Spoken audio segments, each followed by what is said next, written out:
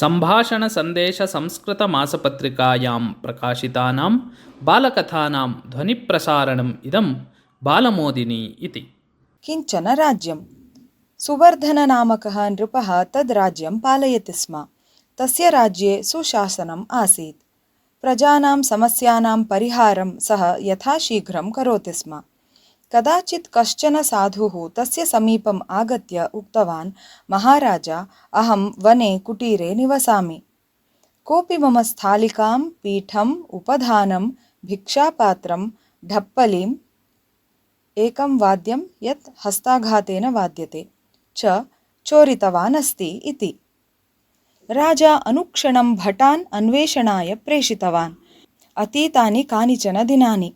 एकदा केचन भटाः कञ्चित् जनं निगृह्य नृपस्य सम्मुखम् आनीतवन्तः। विचारणात् ज्ञातं यत् सः एव चोरः इति। सोऽपि जनः अङ्गीकृतवान् यत् अहं साधोः कुटीरतः एकां स्थालिकां चोरितवान् इति, किन्तु अन्यानि वस्तूनि मया न चोरितानि इत्यपि तेन उक्तम्। भटाः तस्य निर्देशस्य अनुसारं गोप्यस्थानात् एकां स्थालिकाम् आनीतवन्तः अपि। राजा साधुम् उक्तवान्, भवान् उक्तवान् यत् बहूनि वस्तूनि चोरितानि इति, किन्तु एषः चोरः तु वदति केवला एका एव स्थालिका चोरिता इति।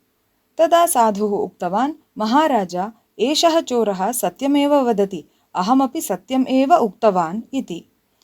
साधोः उत्तरेण दिग्भ्रान्तः नृपः पुनः उक्तवान्, एतत् कथं भवितुमर्हति?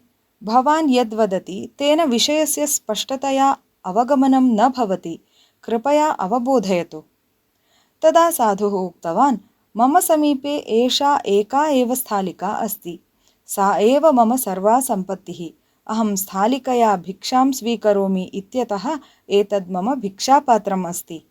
स्थालिकाम् अधोमुखां कृत्वा पृष्ठभागे अहं रोटिकानिर्माणं करोमि, अतः सा मम पीठम् अस्ति। भोजनं निर्माय अहं तस्यां भोजनं करोमि, अतः सा मम स्थालिका तु अस्ति एव। भोजनं कृत्वा स्थालिकां शिरसः अधः संस्थाप्य अहं शयनं करोमि इति कारणात् एषा मम उपधानमपि अस्ति।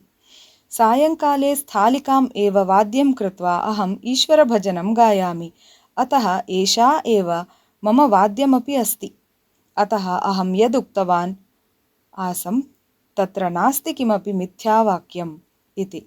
साधोः उत्तरेण प्रसन्नः महाराजः तस्य स्थालिकायाम् उचितां दक्षिणां संस्थाप्य तां तस्मै प्रत्यर्पितवान्।